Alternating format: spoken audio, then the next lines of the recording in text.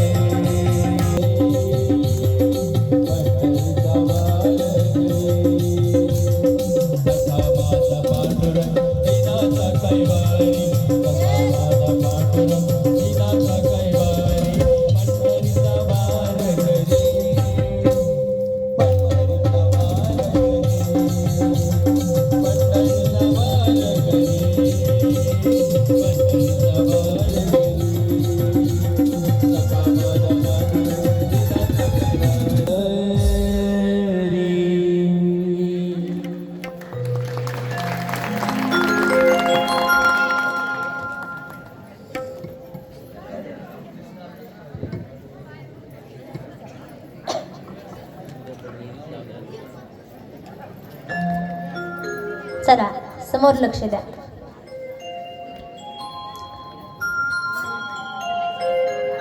कोण म्हणतं महाराज लोक आनंद घेत नाही?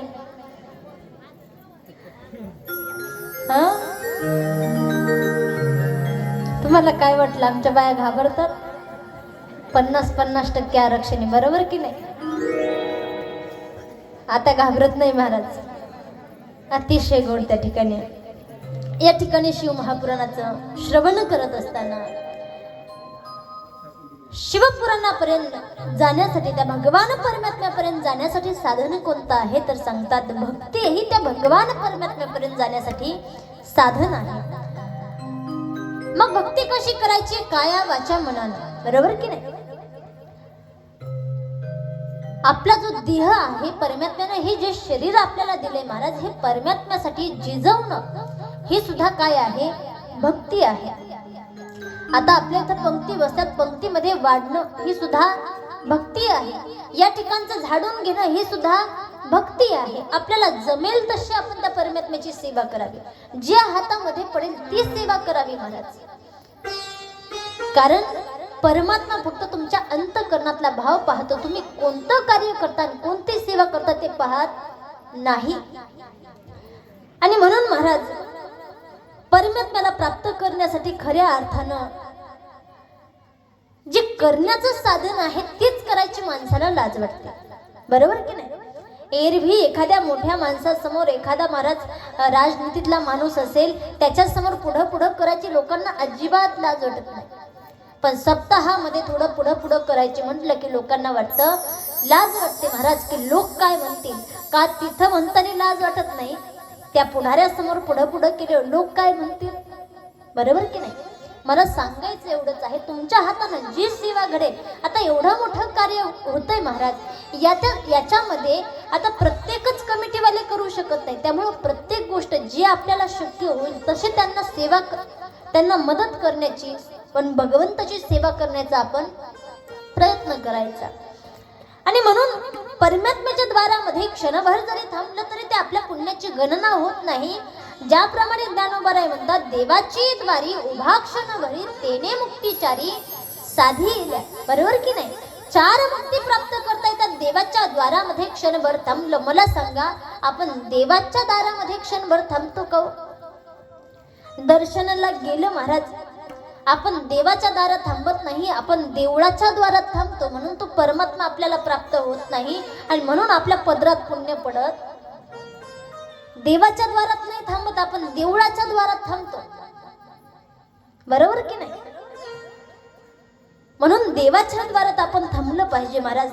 मग देवाच्या दारात थांबणं म्हणजे काय आहे? तीर्थ सेवा हाची दारवंठा. देवाच्या द्वारात गेले अनंत पुण्य आमच्या पदरात पडावं असं तुम्हाला वाटत असेल तर देवाच्या द्वारात जाऊन सेवा करणं हाच मोठा दारवंठा आहे.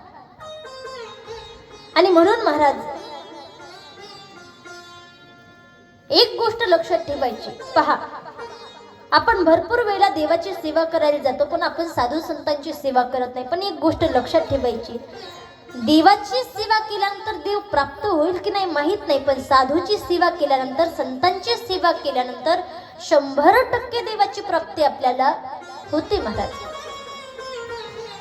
कारण परमात्म्यापर्यंत जायचं म्हटलं की महाराज संतांची संगती जीवनामध्ये लागते. आणि म्हणून मला तर असं वाटतं महाराज, ज्यावेळेला गजेंद्रानं धावा केला होता परमात्म्याचा महाराज, मगरीनं पाय धरला होता गजेंद्राचा, आणि मगरीनं पाय धरल्यानंतर हा जो गजेंद्र आहे 1000 वर्ष युद्ध करत राहिला महाराज. 1000 वर्ष युद्ध करत राहिल्यानंतर त्याच्यासोबतची जी त्याची फॅमिली होती, बायका मुलं सगळे सोडून गेले. आणि मग यानं विचार केला त्या परमात्म्याशिवाय आपलं कोणी नाही. आणि मग त्या ठिकाणी नारायण अखिल गुरु भगवान नमस्ते असं म्हणून ज्या वेळेला या गजेंद्रानं धावा केला त्या परमात्म्याचा महाराज, परमात्मा प्रगट झाले. पण परमात्मा प्रगट झाल्यानंतर भगवंतानं काय केलं? ज्या मगरीनं गजेंद्राचा पाय धरला होता तिचा अगोदर उद्धार केला. गजेंद्राचा नंतर केला, अगोदर कुणाचा केला?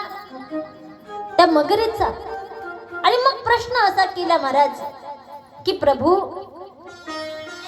गजेंद्रानं तुमचा धावा केला होता अगोदर, मग तुम्ही अगोदर गजेंद्राचा त्या ठिकाणी उद्धार करायला पाहिजे होता. तुम्ही गजेंद्राचा उद्धार न करता अगोदर मगरीचा उद्धार केला. त्याचं कारण काय? परमात्म्यानं दिलेलं उत्तर अतिशय गोड आहे. परमात्म्यानं सांगितलं, माझा जो भक्त आहे, माझ्या भक्ताचे पाय मगरीने धरले होते म्हणून अगोदर मला तिचा उद्धार करावा लागला. म्हणजे परमात्म्याकडे जायचं म्हटलं महाराज तर अगोदर परमात्म्याच्या भक्ताची आपण काय करावी? भक्ती करावी, सेवा करावी. म्हणजे परमात्मा अगदी सहज रीतीने आपल्याला प्राप्त होतो. आणि म्हणून पहा, भागवतामध्ये जर पाहिलं तर वेळोवेळी क्षणोक्षणी महाराज त्या परमात्म्याकडे विनंती केली, तुझ्या दासाचा दास कर. साधू संतांनी सुद्धा सांगितलंय, तुमची दासीचा दास करून ठेवा. तुमच्या दासाचा आम्हाला काय करा? दास करा. तुमचा दास करू नका, तुमच्या दासाचा दास करा. आणि म्हणून त्या ठिकाणी पहा, देवाची सेवा केल्यानंतर कदाचित देव उशिरा भेटेल महाराज, पण संतांची सेवा केल्यानंतर अगोदर परमात्मा भेटतात. वृंदावन क्षेत्रामध्ये घडलेली घटना आहे, तुम्हाला सांगते. त्या ठिकाणी महाराज या 100 वर्षाच्या आसपासची ही गोष्ट असेल, घडलेली घटना. वृंदावन क्षेत्रामध्ये एक महाराज राहायचे, ज्यांचं नाव होतं खाकी बाबा. काय नाव होतं? खाकी बाबा. निस्पृह महात्मा होते, एकटे राहायचे महाराज, भगवंताची सेवा करायचे.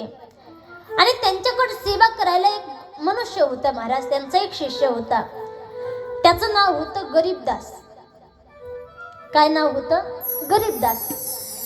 आता नावाप्रमाणेच महाराज गरीब होते. ते गुरुची सेवा करायची, साधूची सेवा करायची, या पलीकडे त्यांना काही माहिती नव्हतं. फक्त गुरुची अंतःकरणापासून सेवा करायची, साधूची सेवा करायची. आणि त्यांचा नियम होता, आपल्या गुरुनं जेवण केल्याशिवाय आपण जेवण करायचं नाही. गुरुनं जेवण केलं आणि गुरुनं जेवण केल्यानंतर जे काही शिल्लक जेवण राहील तेच हा खायचा महाराज, रोजचा नित्यनेम. एखाद दिवशी तर असं व्हायचं, गुरु सगळंच खाऊन टाकायचे, मग हा उपाशीच झोपायचा. एक दिवस महाराज या गरीबदासजीने सुंदर असा स्वयंपाक बनवला, चुलीवरती ठेवला. आणि ठेवल्यानंतर महाराज आपले गुरु समोर बसलेले होते वृक्षाखाली. त्या ठिकाणी जाऊन गुरुजींच्या समोर बसले. आणि त्या दिवशी नेमकी कलकत्त्याची काही लोक त्या आश्रमामध्ये आली. आल्यानंतर महाराज लोकांचा एक स्वभाव असतो, महाराज लोक कसे राहतात, काय वापरतात ते पाहण्याची लोकांना फार आवड असते, बरोबर की नाही?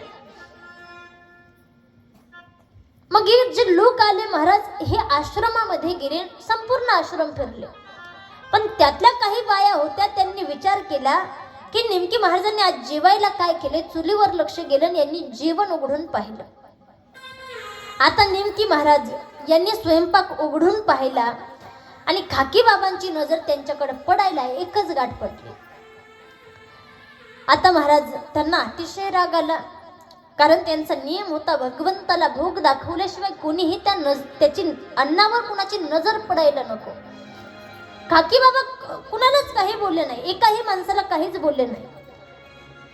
सगळे लोक ज्यावेळेला निघून गेले महाराज, निघून गेल्यानंतर या खाकी बाबांनी त्या गरीब दाजींना खूप मारलं महाराज, खूप मारलं.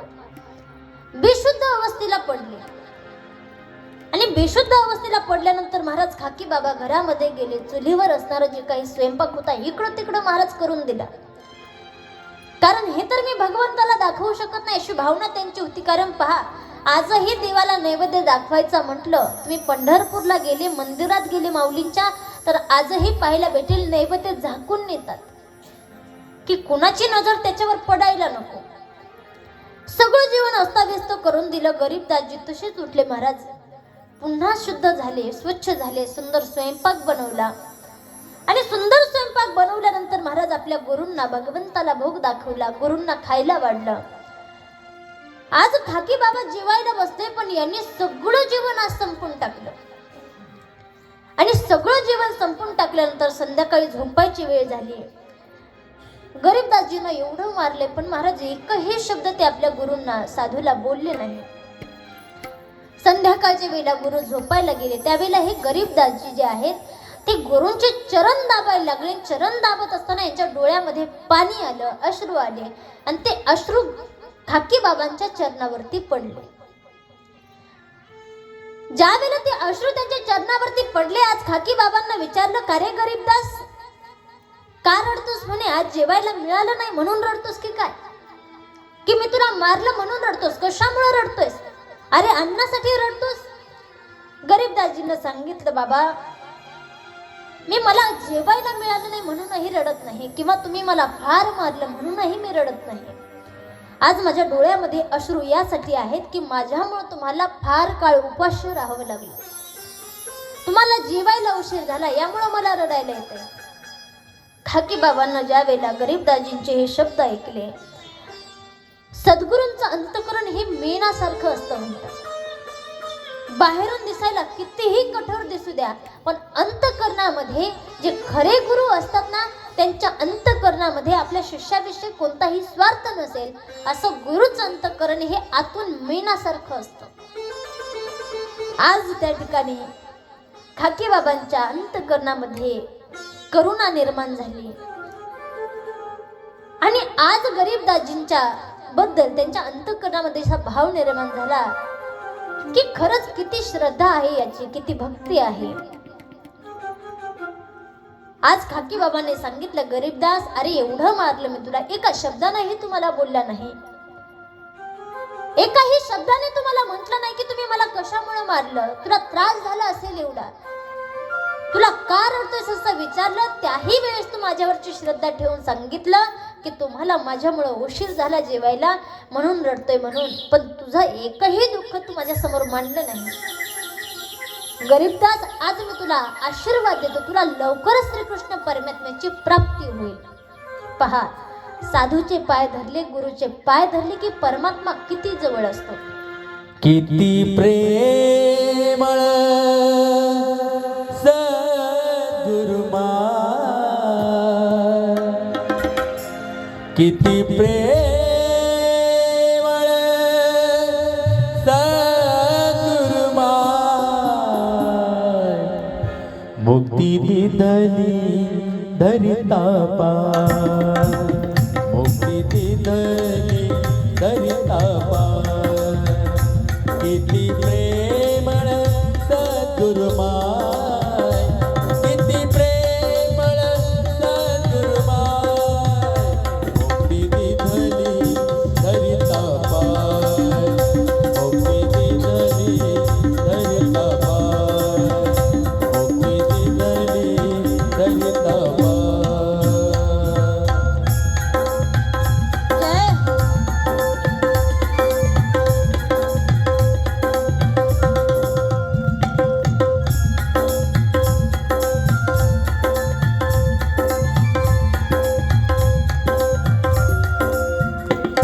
नाही अधिकार माझा काही, नाही अधिकार माझा काही, नाही अधिकार माझा काही, सुखविला द्वंद्व अपार, सुखविला द्वंद्व अपार, द्वंद्व अपार, किती प्रेमळ सद्गुरुमाय, किती प्रेमळ सद्गुरुमाय, मुक्ती दिली हरिता पाय, मुक्ती दिली हरिता पाय, मुक्ती दिली हरिता पाय, धरिता पाय, धरिता पाय. अतिशय गोड महाराज, जिथल्या तिथं अतिशय सुंदर प्रमाण. आपण आपल्या गुरूंचे जर चरण धरले महाराज, श्रद्धेनं निष्ठेनं त्या गुरुवर श्रद्धा ठेवून, जे खरंच आपल्या गुरुचं आपल्या शिष्याचं भलं व्हावं असं ज्या गुरुच्या अंतःकरणामध्ये असतं ना, आज तो गुरु शिष्याचा भाव महाराज राहिला नाही माणसांमध्ये. शिष्य गुरुला मानायला तयार नाही, गुरु शिष्याला मानायला तयार नाही. आजकालच्या गुरु शिष्यामध्ये जर पाहायला गेलं, स्वार्थी भाव झालाय. गुरुला वाटतं माझ्या शिष्याकडून काहीतरी प्राप्त व्हावं, शिष्याला वाटतं गुरुकडून काहीतरी प्राप्त व्हावं. पण पूर्वीची साधना अशी नव्हती महाराज. पूर्वीचे गुरुही तसे होते, शिष्य सुद्धा तसेच होते. तेवढा निष्ठा त्यांची गुरुवर होती आणि निष्ठा गुरुवर असलीच पाहिजे महाराज. गुरुवर जर निष्ठा ठेवली, गुरूंचं जर अंतःकरणापासून सेवा केली, तर गुरुरायामध्ये एवढं सामर्थ्य असतं की परमात्म्याची प्राप्ती करून देण्याचं सुद्धा सामर्थ्य त्यांच्यामध्ये असतं. आणि म्हणून आजच्या ठिकाणी महाराज गरीबदासजींना खाकी बाबांनी सांगितलं, गरीबदास एवढी सेवा करतोयस ना, तुला लवकरच त्या ठिकाणी श्रीकृष्ण परमात्म्याची प्राप्ती होईल. एक दिवस गेला महाराज आणि एक दिवस खाकी बाबांसोबत गरीबदासजी वृंदावनाची परिक्रमा करण्यासाठी निघाले. परिक्रमा करत असताना खाकी बाबा थोडेसे पुढे गेले, गरीबदास मागे राहिले आणि मागे राहिल्यानंतर त्यांना ताप आला. काही लोकांनी येऊन त्या ठिकाणी सांगितलं खाकी बाबांना, बाबा तुमचा जो शिष्य आहे ना गरीबदास, त्याला फार ताप आलाय म्हणे, तुम्ही एकदा जाऊन भेटा म्हणे त्याला. खाकी बाबा ज्या वेळेला जवळ आले गरीबदासजींच्या आणि गरीबदासजीला सांगितलं, गरीबदास अरे तुझं मरण जवळ आलंय म्हणे. आता माझा तुला एक प्रश्न आहे, मला सांग तुला जगायचंय की मरायचंय? आपण असतो तर आपण काय सांगितलं असतं महाराज? आज गरीबदासजी म्हणतायत, बाबा गुरुवर मी माझं संपूर्ण जीवन तुम्हाला समर्पित केलंय, माझं काहीच म्हणणं नाही, तुम्ही म्हणाल तसं.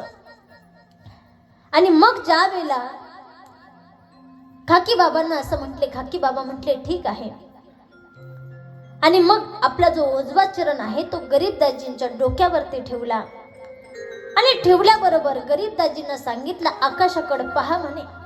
ज्या वेळेला गरीबदासजींनी आकाशाकडे पाहिलं महाराज, साक्षात देवाचं दर्शन आज गरीबदासजींना घडलं. भगवान श्यामसुंदर परमात्मा युगल स्वरूपामध्ये प्रगट झालेत आणि त्या परमात्म्याचं दर्शन साक्षात गरीबदासजींना होते. गुरुपायी ठेविता भाव, गुरुपायी ठेविता भाव, गुरुपायी ठेविता भाव, आपोआप भेटेल देव, भेटेल देव, भेटेल देव. गुरुपायी ठेविता भाव, गुरुपायी ठेविता भाव, गुरुपायी ठेविता भाव. म्हणून गुरु ती बजावे,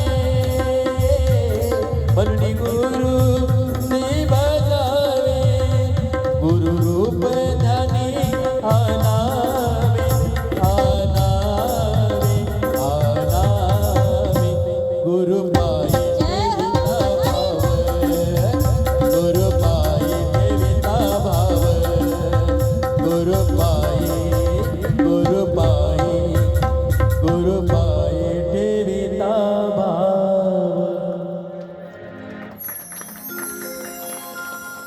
गुरुदेवांच्या परमात्म्याच्या चरणावरती जर आपण भाव ठेवला, श्रद्धा ठेवली, त्यांच्या चरणांची जर आपण सेवा केली तर निश्चित रूपाने त्या परमात्म्याची प्राप्ती होते, हे आपल्याला या कथेतून कळते महाराज. आज गरीबदासजींनी ज्या वेळेला आकाशाकडे पाहिलं, त्या परमात्म्याचं दर्शन घडतंय. खाकी बाबांनी विचारलं, गरीबदास, अरे हे कशाचं फळ आहे, कशामुळे तुला परमात्म्याची प्राप्ती झाली? आज गरीबदासजी सांगतायत, गुरुदेव, हे माझ्या सद्गुरु रायाच्या सेवेचं फळ आहे. मी माझ्या गुरूंची सेवा केली, त्यामुळे मला परमात्म्याची प्राप्ती झाली, नाहीतर माझ्या जन्मात मला परमात्म्याची प्राप्ती झाली नसती. आणि म्हणून सेवा हाची दारवंठा. लक्षात येते, गुरूंची सेवा, साधूची सेवा हाच दारवंठा आहे. आणि परमात्मा कशाने प्राप्त होईल? साधनम तस्य सेवनम. परमात्म्याजवळ जाण्याचं साधन म्हणजे गुरुची सेवा, साधूची सेवा, परमात्म्याची सेवा. सेवा हाची दारवंठा आहे. सेवा हेच साधन आहे, भक्ती हेच साधन आहे. ज्याला वाटतं आम्हाला परमात्मा प्राप्त व्हावा, त्यानं काय करायचं? त्या परमात्म्याच्या अंतःकरणापासून मनोभावे सेवा करायची. देवाचं पूजन करायचं म्हणजे देवाची रंगरंगोटी नाही करायची. महाराज, बाया जातात शिव मंदिरामध्ये, कुठं कुंकाचे बोटच लावतील, कुठं चंदनच लावतील, पार लाल पिवळं करून टाकतात त्या शिवलिंगाला. शिवलिंगाला जाऊन फक्त भस्माची 3 बोट जरी लावली महाराज तरी होतं. अंतःकरणातला भाव शुद्ध ठेवायचा. मनी नाही भाव, मने देवा मला पाव, मनी नाही भाव, मने देवा मला पाव, मनी नाही भाव, मने देवा मला पाव. देव आशा ना पावायचा नाही रे, देव आशा ना पावायचा नाही रे, नाही रे. देव बाजारचा भाजीपाला नाही रे, देव बाजारचा भाजीपाला नाही रे, देव बाजारचा भाजीपाला नाही रे.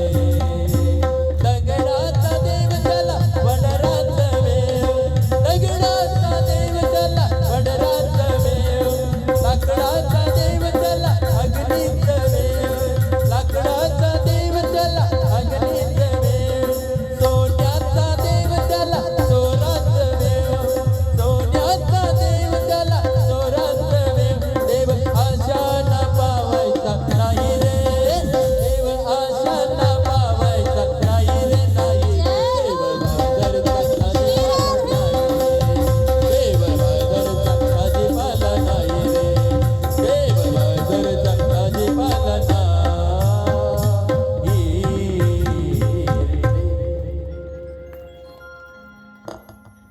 देवाची श्रद्धेनं निष्ठेनं भक्ती करायची महाराज. कारण निष्ठा ठेवल्याशिवाय, श्रद्धा ठेवल्याशिवाय परमात्मा प्राप्तच होत नाही. तो काय बाजारातला भाजीपाला आहे का? गेले की ओचलला की निघेले घरी, अजिबात नाही. परमात्मा हा निष्ठेनं श्रद्धेनंच प्राप्त होतो महाराज. पण परमात्म्याची भक्ती करत असताना सुद्धा अंतःकरणामध्ये निष्काम भावाने भक्ती करावी. आपण एक सोमवार करतो ना आयुष्यभर आपले सगळे सुखी राहतील अशी अपेक्षा करतो. कसं जमेल? अपेक्षा ठेवायची नाही महाराज. सांगू, जीवन जगताना सुद्धा कमीत कमी अपेक्षा असेल ना आणि जास्तीत जास्त तडजोड असेल तर जीवन फार चांगलं चालतं. आपण तडजोड कमी दुसऱ्याकडून अपेक्षा करायला गेलो की दुःखच आपल्या पदरात पडतं. याच्या पलीकडे काहीच पडत नाही. म्हणून भक्ती करत असताना सुद्धा कुणाकडूनच ना देवाकडून अपेक्षा ठेवायची ना कुणाकडून अपेक्षा ठेवायची महाराज. निष्काम भावानं सेवा करायची.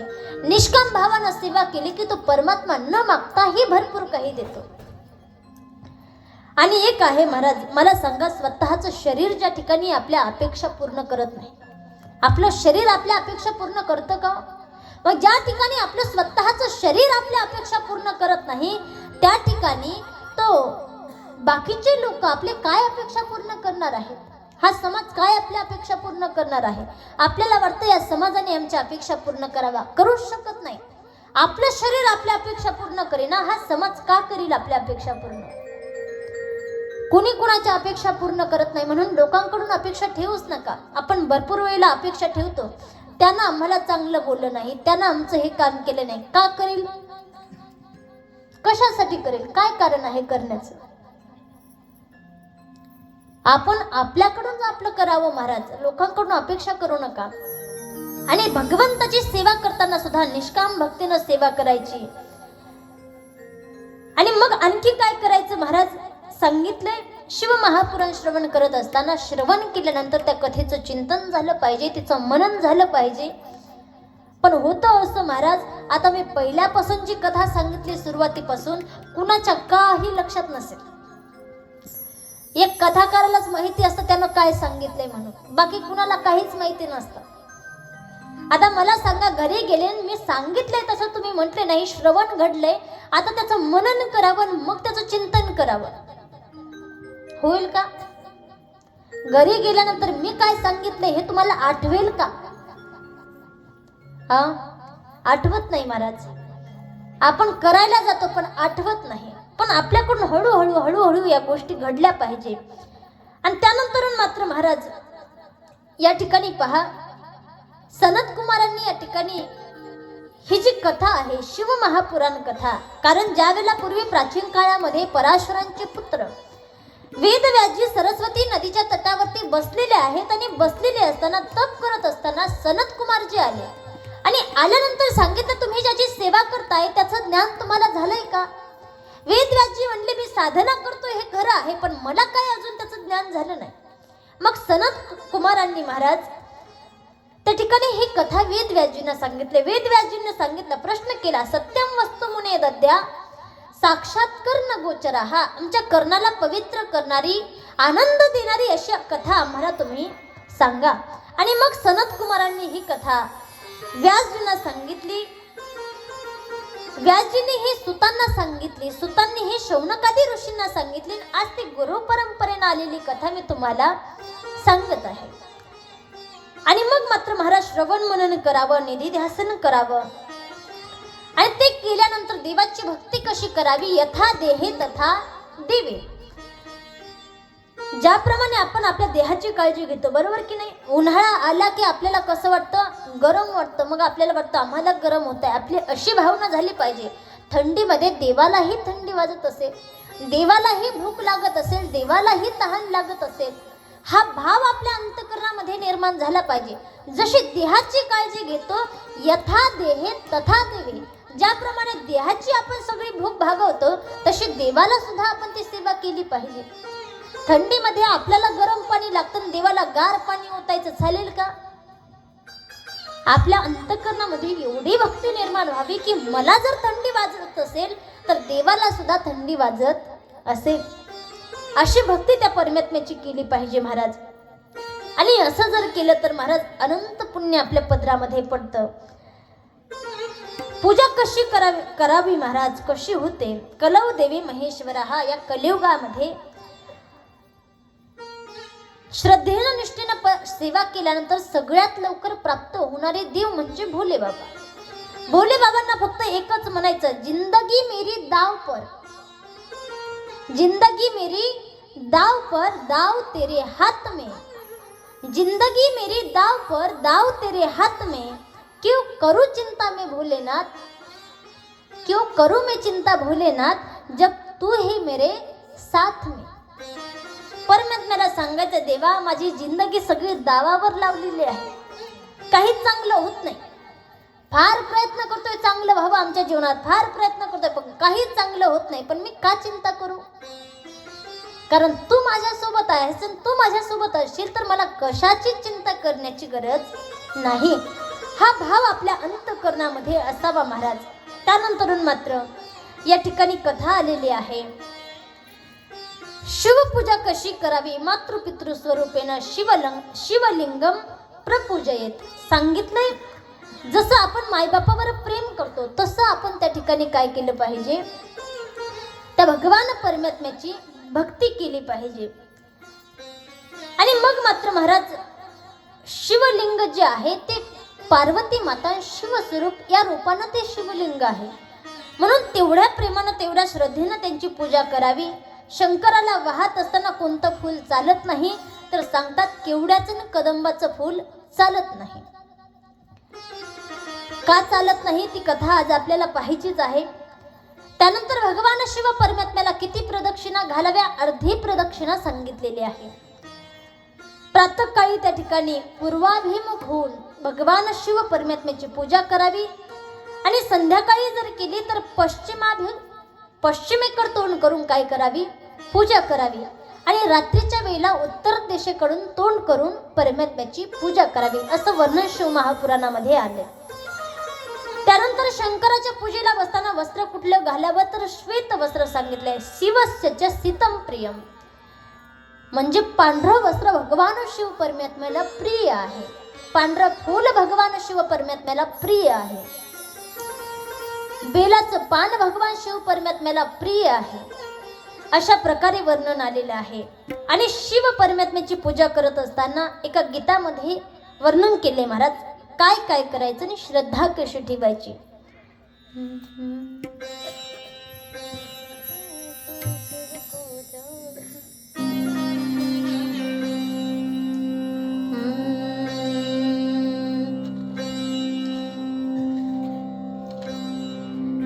मैं तो शिव ही शिव को ध्याऊं, मैं तो शिव ही शिव को ध्याऊं, जल से स्नान कराऊं. मैं तो शिव ही शिव को ध्याऊं, मैं तो शिव ही शिव को ध्याऊं, जल से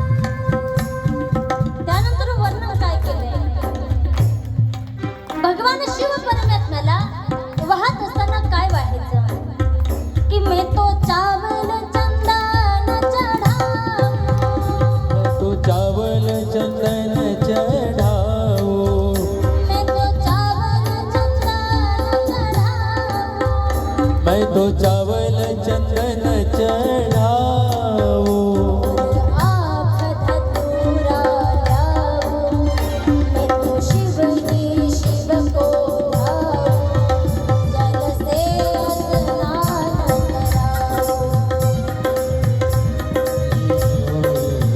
जय हो हरि तो शिव ही शिव को ध्याओ, जल से स्नान कराओ. जय हो एक काल श्री राधे.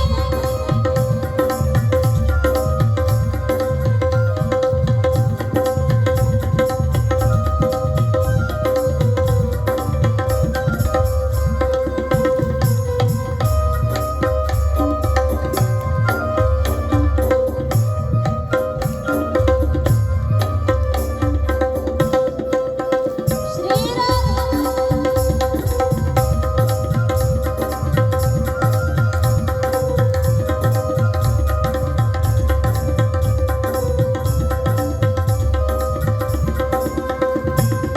त्यानंतर वर्णन काय केलं आहे?